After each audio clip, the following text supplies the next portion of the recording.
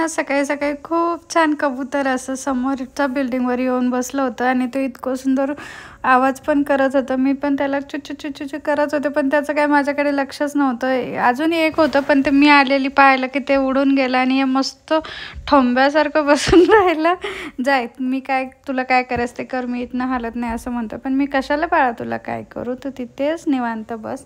तर चला मीच आली घरात निघून. तर मी ना घेतले थोडंसं अद्रक, 2-3 हिरवी मिरची आणि हे मिक्सरमधनं छान बारीक वाटून घेते. आणि त्याच्यानंतर ना मी रात्री मूग भिजत घातले होते, तर आता याच्यात मी मूग टाकणार आणि मूग पण बारीक करून घेणार. आणि आज मी बनवणार आहे मूग चिला. तर ना मी मूग चिला खूप वेळा ट्राय केला, पण माझं ना एकदम परफेक्ट बनत नाही आहे.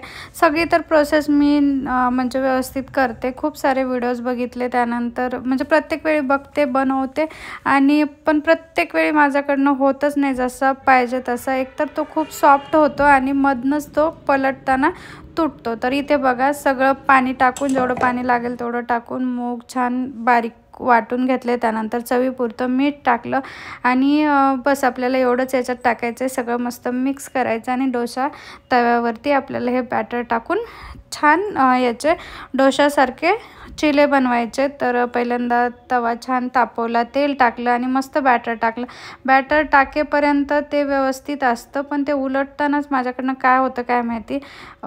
जर तुमच्याकडे काही आयडिया असतील किंवा मी कुठे चुकते हे तुम्हाला कळत असेल तर प्लीज मला कमेंटमध्ये नक्की सांगा, मला नक्की हेल्प होईल. कारण मी खूप वेळा ट्राय केले आणि खूप वेळा असंच होतं. एकतर ते असे कडक येत नाहीत, एकदम लुसलुशीत होतात आणि एक साईड पूर्ण असं जळल्यासारखी काळी काळी होते. खराब लागत नाही, टेस्टी लागतं, पण ते तसं होतं. बॅटर पांगवलं आणि त्यानंतर झाकण ठेवलं आणि बघा इथपर्यंत सगळी प्रोसेस एकदम ॲक्युरेट आहे, किती छान झालं आहे. पण आता ना बघा उलटतानाच काय होतं आहे मला तेच समजेना. नक्की कमेंटमध्ये सांगा. तर शिवायच्या टिफिनला आज मला द्यायचं आहे मूग डाळ चिला, चपाती आणि बटाट्याची भाजी मी ऑलरेडी बनवून ठेवली आहे. आणि चिल्याने फार नाटकं केले, पण काय करणार. हे बघा थोडासा काळसर झाला आहे, पण टेस्टी खूप लागत होता. पण हेच की का तुटतो तेच मला काही सकाळी सकाळी असे एक्सपेरिमेंट करत बसले आणि त्याच्यामुळे शिवायला आज खूप लेट झालं. त्याची स्कूल बस मिस झाली शेवटी. संजयला त्याला थोडंसं गाडीवर पुढे नेऊन सोडावं लागलं बसपर्यंत. एखाद दिवशी होतं असं एक्सपेरिमेंटच्या नादात. शिवायच्या टिफिनसाठी बनवलं होतं आज मी बटाटं, जास्त तिखट नव्हतं. त्यानंतर चिला आणि त्याच्यासोबत सॉस दिला आहे, प्लस चपाती इकडे थंड व्हायला ठेवली आहे. आणि इकडे ना मी एक गोड चपाती केली आहे, थोडीशी साखर आणि तूपमध्ये भरून दोन पण शिवायला देते. मला फार लेट झाला, बसच गेली आमची, पुढे जाऊन सोडावं लागेल. चला चला चला लवकर चला. शुभ सकाळी सकाळी वारी सुरू झाली, सकाळी सकाळी वारी सुरू झाली. चला आम्ही चालले टेस्टसाठी, जी पहिली सकाळची शुगर असते ती देण्यासाठी. तर फक्त पाणी पिलं, बाकी काही खाल्लं पिल्लं नाही आहे. जवळच आहे घराच्या शुगर टेस्ट करायला लॅब, सो आता तिकडेच चाललं. कशा आत मजेत ना, मी आशा करते तुम्ही सगळे मस्त मजेत असतील. तर चला, जे जेवणाच्या आधीचं असताना ब्लड ते देऊन आली आहे, खूप टेन्शन आलं आहे. तर आल्यानंतर म्हणजे सकाळी काहीच खाल्लं नव्हतं, फक्त ब्रश करून पाणी पिऊन ब्लड देऊन आले 8:30ला वगैरे. आता जेवण करायचं, जेवण झाल्यानंतर 2 तासांनी परत एकदा ब्लड द्यायचं आणि त्यानंतर एक अर्धा 1 तासानं रिपोर्ट येणार. तर तेच आता जेवायला घेतले डायरेक्ट. आज चहा नाही काय नाही, आज आमच्या घरी चहा, संजयचा चहावर एवढं काय प्रेम नाही आहे. मी दिलं तर घेतात, त्याच्यामुळं मी नाही दिलं तर आज त्यांनी पण घेतला नाही आणि ते पण नको बोलले मला चहा. तर मी बनवते इथं चिला. आणि काय ना, मी आज मुगाचा चिला करायचं ठरवलं होतं, मूग होते भिजवलेले. तर तो माझा नेहमी असंच होतो, खूप वेळा ट्राय केला पण असं एकदम परफेक्ट मूग चिला होतच नाही. काय प्रॉब्लेम आहे काय माहिती. शिवायला दिले ते पण थोडा थोडा तुकडा झाला त्याचा. माझा केलाय तो पण मधून उलटताना तुटतो. तर तसंच झालं. मी जेवायला घेतलं, हे असं झालं. आता कायच करावं. खायला त्याला टेस्टी झालं असेल कारण सगळं व्यवस्थित टाकलं होतं, पण तेच चपाती, भात, इथं केली शेवग्याची शेंग आणि बटाटा केलं होतं शिवायला टिफिनला. पण ते बटाटा मी आता घेत नाही कारण शुगर वाढते म्हणतात. कारण मी घरात मम्मी पप्पाला शुगर होती, त्याच्यामुळे काय खायचं काय नाही ह्या सगळ्या गोष्टी माहिती आहेत. तेच पण खूप जास्त टेन्शन आलं. चला मी पहिले जेवण वगैरे करते, नंतर तुमच्याशी बोलते. Good morning everyone. आत्ताच स्नेहाच्या हातचा मस्तपैकी असं जेवण केलेलं आहे. आज परिपूर्ण असं जेवण होतं. दुपारी जेवायला काही येणार नाही त्यामुळे. का बरं? एक्स्ट्राचा स्वयंपाक केला होता. येऊन जा दुपारी. चला बाय बाय. जेवण करून 2 तास झाले. शुगर टेस्ट करायला जाते. रिपोर्ट त्यानंतर येणार. अर्ध्या तासाने बोललेत. मग शिवायला आणायला जाताना नंतर रिपोर्ट घेऊन येते. कशातच मन लागे ना.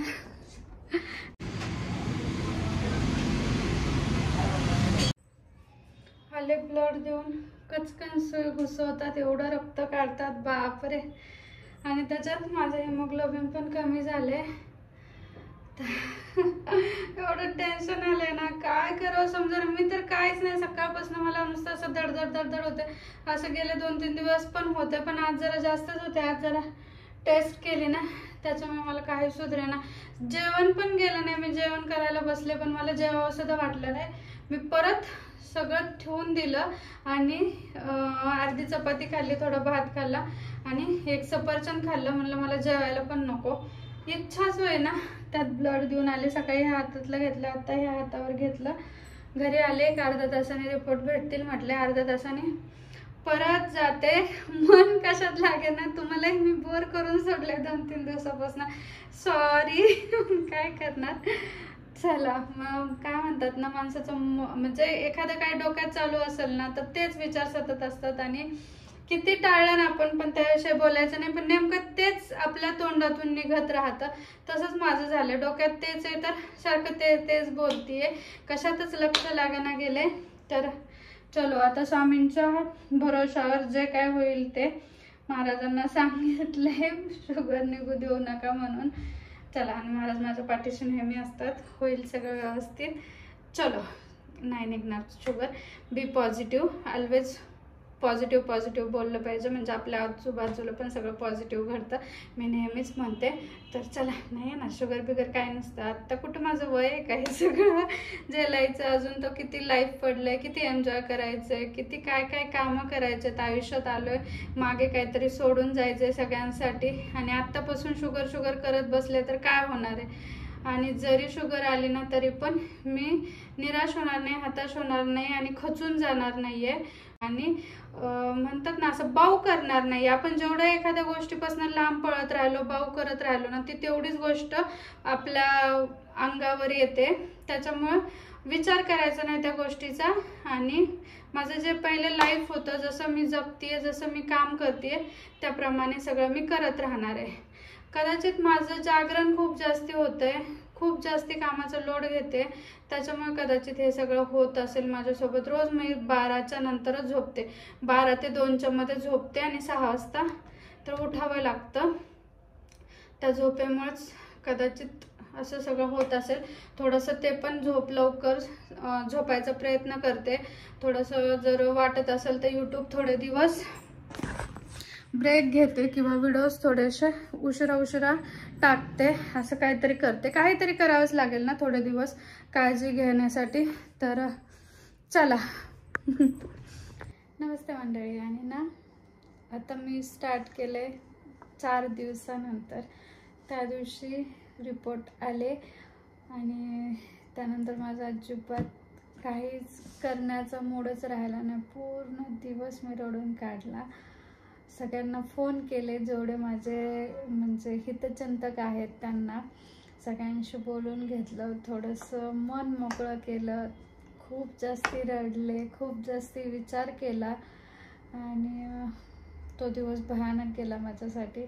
कारण अपेक्षाच नव्हती. मला असं वाटायचं की थोडंफार इकडे तिकडे किंवा त्या दिवशी काय खाण्यात आलं असेल म्हणून शुगर डिटेक्ट झाली असेल. पण नाही. ज्यावेळेस रिपोर्ट आला ना दुपारी 2 वाजता संजय रिपोर्ट घेऊन आले आणि बोलले शुगर निघली आहे. आणि जेवणाच्या आधीची काहीतरी 125 होती, 110 पर्यंत पाहिजे तर 125 होती. आणि जेवणानंतरची 150 पर्यंत पाहिजे तर ती 198 झाली होती. आणि ते ऐकून मी इतकी हादरले ना, मला काहीच समजत नव्हतं. एक तर आधीच मी 2-3 दिवसापासून टेन्शनमध्ये होते, हातपाय थरथरत होते आणि त्यात पुन्हा ते रिपोर्ट ऐकला आणि काय करून काय नाही काही समजेना. खूप रडायला येत होतं. मम्मीची खूप जास्त आठवण आली आणि मग माझा एक हितचिंतक आहेत उज्ज्वला मॅडम म्हणून बार्शीच्या, तर त्यांना फोन केला. खूप रडले त्यांच्याजवळ. त्यांनी मला खूप छान समजून सांगितलं. त्यांना पण शुगर आहे, त्यांना पण असंच अर्ली एज शुगर झाली होती. मग त्यांनी सांगितलं त्यांचा किस्सा, कसं झालं, काय झालं. काळजी करू नको बोलल्या, सगळं व्यवस्थित होत असतं. आणि शुगर काय असं एकदम हाय लेवलचा डिसीज नाही आहे की आज शुगर झाली ना उद्या तुला काहीतरी होईल, असं काही नसतं बोलल्या. तुला तुझ्या मुलाचं लग्न करायचं आहे, त्याच्या मुलाचं लग्न करायचं आहे, फक्त एवढा एकच विचार तू डोक्यात ठेव. संजयला पण हेच सांग आणि तुम्हाला शिवायचं सगळं बघायचं आहे, एवढा विचार ठेव, काही होत नसतं असं बोलल्या. मला इतकं भारी वाटलं ना त्यांच्याशी बोलून. मी खूप रडले. पण त्यांनी खूप छान मला समजावून सांगितलं. त्यांना झालं होतं त्यावेळेस त्यांनी काय काय केलं, काय काय नाही, सगळं सांगितलं. नंतर थोडासा धीर आला. त्यानंतर माझी एक जाऊ आहे डॉक्टर माधुरी, तिला फोन केला. असं सगळ्यांना फोन करून झाले, नातेवाईकांना, त्यांना सगळ्यांना सांगून झालं. रडून झालं सगळ्यांसोबत, कारण भीती वाटत होती. पहिल्यांदाच असं झालं होतं, काही सुचत नव्हतं. सगळे बोलायला लागले खरंच का. तर म्हटलं हो. घरच्यांचे सगळ्यांचे फोन आले, टेंभुर्णीचे, शिरूरच्यांचे. त्या दिवशी पूर्ण दिवस रडण्यात आणि फोनवर बोलण्यातच गेला आणि माझी परत हिंमतच झाली नाही तुमच्या सगळ्यांसोबत काही बोलायची. पण त्याच्यानंतर आता 2-3 दिवस झालेत, मी मनाची तयारी केली, मनाला समजवलंय, काही प्लॅन आखलेत. संजयने पण मला खूप जास्त समजावून सांगितलं, भाऊ करू नको, नॉर्मल गोष्ट आहे, कोणालाही होऊ शकते, ठीक आहे ना, तू फाईट करशील, मी आहे तुझ्यासोबत, आपण करूया, काहीतरी होईल, मी तुला शुगर मुक्त करून देतो, असं सगळं बोलले. आणि मला त्यांचे जे शब्द आहेत ना ते माझ्यासाठी खूप इम्पॉर्टंट असतात. तर चला, आता जरा बरी आहे मी. खूप टेन्शन घेतलं होतं आणि असं म्हणतात टेन्शनने पण परत जास्ती शुगर वाढते. ते आता टेन्शन कमी केलंय, कूल राहायचं ठरवले, चिडचिड बंद करायची ठरवले. कारण माझं असतं की मला प्रत्येक गोष्ट परफेक्ट लागते, मग ती काही काय असे ना, मी जे करते ना ते मला परफेक्ट पाहिजे, 100% मी देते, तर मला असं वाटतं ते परफेक्ट व्हायलाच पाहिजे. त्याच्यामुळे ना खूपदा माझी चिडचिड होते की मला प्रत्येक वस्तू जागेवर लागते, किंवा मग मी जे काम करते ते पूर्ण असं छानच झालं पाहिजे, असं सगळं असतं माझं. त्यानं थोडंसं माझं चिडचिड होती, डोकं दुखतं वगैरे. तर आता त्या सगळ्या गोष्टी ना थोडंसं इग्नोर करायचं ठरवले आणि वॉकिंग सुरू केलं आहे, डाएट सुरू करते आहे, एक्झरसाइज सुरू केली आहे आणि असं सगळं केलं आहे. शुगर पूर्ण तर नाही बंद होणार एकदाच, पण हळूहळू करेल. तसंही मला गोडचं क्रेविंग नाही आहे, मला अजिबात आवडत नाही असं पण नाही, आणि मला खूप गोड आवडतं असंही नाही आहे. मला जास्त गोड आवडत नाही. मला ते लाडू, करंजी हे तर मी कधी बघत पण नाही याच्याकडे, कधीतरी एखाद वेळा खाल्लं तर खाल्लं, बाकी फक्त पेढा आणि गुलाबजामुन थोडंसं आवडतं. तर त्याचंही एवढं काही नाही आहे. नाही म्हटलं की नाही, मी तसं पण ठरवू शकते, मनाला एकदा ठरवलं ना नाही खायचं तर नाही, तसंही असू शकतं. चहा कमी केलाय, सकाळी फक्त थोडासा घेते आणि संध्याकाळी थोडासा घेते. आणि भरपूर साऱ्या कमेंट्स आल्या, तुम्ही सगळ्यांनी भरपूर मला काय म्हणतात समजून सांगतात आणि तुमचे अनुभव माझ्यासोबत शेअर करतात. खूप भारी वाटतं त्या सगळ्या कमेंट वाचून. आणि ना खूप साऱ्या मैत्रिणी आहेत की ज्या की कधी कमेंट्स करत नव्हत्या, त्या पण करतायच. नाही, काळजी करू नको, टेन्शन घेऊ नको, सगळं व्यवस्थित होईल, तू हे कर, तू ते कर. मला सगळ्यांचं सांगणं पण सुरू आहे कोणी, तर नक्कीच मी ते सगळं फॉलो करेल. मला फक्त व्यवस्थित तुम्ही गाईड करा आणि तुम्ही पण माझ्यासोबत राहा, माझ्या जर्नीचा पार्ट व्हा. आणि तुम्ही पण सगळ्या मस्त हेल्दी राहा. जर तुम्ही अजून माझ्यासारखं जर काय म्हणतात ना तब्येतीकडे दुर्लक्ष करत असेल तर तसं करू नका, लवकर कामाला लागा, माझ्यापासून धडा घ्या. आणि ओके, आता मी ठीक आहे. कोणी म्हणतंय मला पण 15 वर्षापासून शुगर आहे, कोणाकोणाला डिलेवरीत शुगर आली आहे, आणि शुगर हा नॉर्मल जीवनाचा भाग झाला आहे. कोणालाही आजकाल शुगर होते, कोणी 7वीत असताना शुगर होते, कोणी 10 वर्षाचं असल्यानंतर शुगर होते, कोणाला 10 वर्षापासून शुगर. तर चला, खूप झालं हे शुगर पुराण.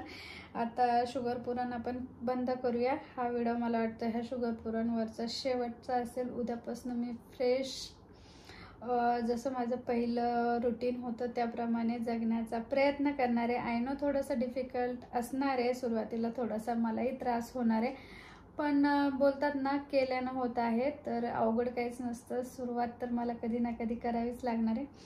तर चला, उद्यापासून एक नवीन स्नेहल तुम्हाला बघायला भेटेल, जी की पूर्वीसारखी असेल. ह्या 2-4 दिवसात तुम्हालाही मी खूप जास्ती बोर केलं आहे, आय एम सॉरी. पण काय करणार ना, माझ्या डोक्यात जे विचार आहेत ना तेच सतत येत आहेत. आणि तुम्ही सगळ्यांनी माझ्या म्हणजे दुःखात मला एवढं सपोर्ट केला, एवढी साथ दिली, त्याबद्दल धन्यवाद सगळ्यांनी खूप जास्ती. आणि खूप छान छान कमेंट्स केल्यात, लवकर बरी होशील, गोळ्या लवकर घेऊ नको. हो, आणि ते की मी आणखी डॉक्टरांना दाखवलं नाही आहे. माझा भाऊ आहे स्वप्नील, त्याचे एक फ्रेंड आहेत औरंगाबादलाच आहेत, ते डायबिटिक तज्ज्ञ आहेत. तर त्यांना मी रिपोर्ट पाठवले होते, जो की हॉस्पिटलमध्ये बनवला होता तो पण, आणि इथे शुगरचा जो जेवणाआधी आणि नंतरचा जो रिपोर्ट होता तो पण. ते बोलले HbA1c नावाची एक टेस्ट आहे, तर ती टेस्ट कर, त्याच्यातून ना आपली मागच्या 3 महिन्याची हिस्ट्री निघते, आणि मग ती हिस्ट्री बघून आपण पुढची प्रोसेस करूया. पण त्या हिस्ट्रीला ना मी त्या दिवशी पण इथे टेस्ट करताना विचारलं, तर ते बोलले की त्याला 2-3 दिवस लागतात, कारण ते रिपोर्ट इथून लातूरला जातात आणि तिथून मग ते येतात. 2-3 दिवस लागतात त्या टेस्टला, म्हणून त्या दिवशी मी केली नाही. पण आता उद्या परवा ती टेस्ट करून घेईल, मग त्याचे रिपोर्ट पाठवणार. मग त्यांनी विचारलं स्वप्नीलला की माझं एज किती आहे, तर मग 32 सांगितलं. तर ते बोलले एज खूप कमी आहे आणि शुगर पण एवढी काय हाय नाही आहे, आपण ती टेस्ट करू आणि त्यानंतर मी व्यवस्थित गाईड करतो, आपण शुगर पूर्णपणे कंट्रोलमध्ये आणू, काळजी करू नका असं सांगतील, असं त्यांनी सांगितलं. आणि मग सगळेच एवढे वरीड आहेत ना, सगळे सारखं काही ना काही सल्ले देतात.